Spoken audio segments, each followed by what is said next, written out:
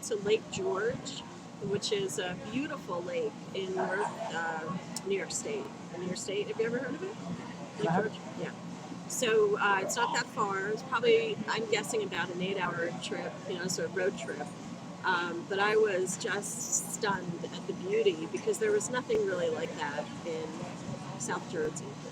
We weren't really used to big lakes. I mean, we had some small lakes, but it was magnificent, absolutely gorgeous. And it was touristy too, but that probably is a standout. Plus, my mother let me go horseback riding, which was my favorite thing to do. I was young. I was definitely 8 or 9 years old.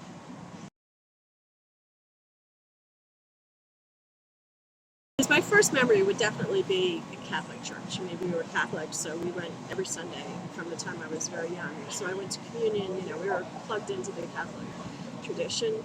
But to be perfectly honest, the best young childhood experience I had at church was at a Methodist church. It was a neighbor who took me to Bible school and Bible class. And the community and the sense of I guess we call it fellowship now, but that environment was so much more conducive to turning a child on to, those things that are, of religious nature. Although I don't even think they used the word religion. It was definitely Christian, spiritual. So.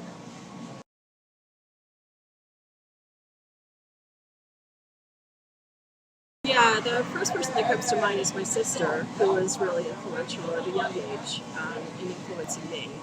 She had a somewhat of an awakening, I guess, around the time that I was just turning into puberty. But then at that time, because it was the late 70s, there was a sort of this charismatic movement that was going through the Catholic Church. And there were others, that kind of fell in. But I would say it's my sister, who was really rooted in studying the Bible more so than anything else in pure scripture. When I was a child, and certainly for a very long time, my image of God would always be Jesus. I mean, always personifying the nature of the loving God through the human symbol of Jesus, Jesus himself. But as I'm older now, when I think about God and the omnipresence of a supernatural being, I don't really think of a human body form. So I've become much more in tune with the notion that God is everything and everywhere, and more of a almost, I can't really describe it. It's just it's a feeling, it's a presence, that I relate to. I don't know. Okay. I don't know logically. I don't know in any sense of a human algorithm, to prove that there is a God. So I don't know for a fact, but I don't think that the discussion of whether you believe in God is reliant on factual data. I don't think so at all. I think that it's a sense and a connection and a humbling, really, of your character to acknowledge that there is something greater than yourself, beyond the human world that we live in. I had more time to think about this because there's so many that I really, really do relate to, and so much of it is definitely in the New Testament, But it's the basic message, I mean, maybe it's the Sermon on the Mount, So it's more of the philosophy of what Jesus was introducing to the at that time, obviously the Jewish population. And the Romans, I mean, to everyone, really. I mean, it was really this notion of again, it's humility and it's helping, your fellow man and taking the emphasis off self and glorifying, the greater being. But it would be that, probably, the Sermon on the Mount. Choice, probably be some kind of a landscape, because I always really admired natural beauty in the world.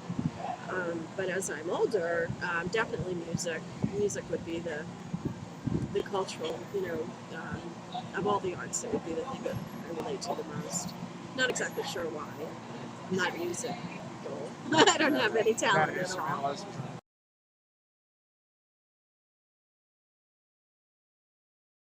Yeah, I've prayed about everything and still do. Continue to pray. I mean, I'll pray for a parking spot. I mean, it's stupid, and I kind of always like feel guilty about that, but I do. I'm always asking for help, and a lot of times just guidance. Not specifically looking for an answer, yes or no. It's more like show me what the right path is. But I wanted to bring up something from my youth that was important. Oh, one of the things is that when I was younger, when I would pray, I was extremely impatient. So if I didn't get an answer, or the answer was no, or it wasn't something that was intuitively obvious what the path was, I always found out that if I let enough time go by, the answer became evident, and I would see like that, well, that was really the answer that I was looking for, but it wasn't never on my timetable. It was never when, I needed it, and a lot of times those big questions that you're asking, they can't be answered immediately. They take some time before you can really see the ramifications of all of the reasons why the choice that's presented to you is the best one.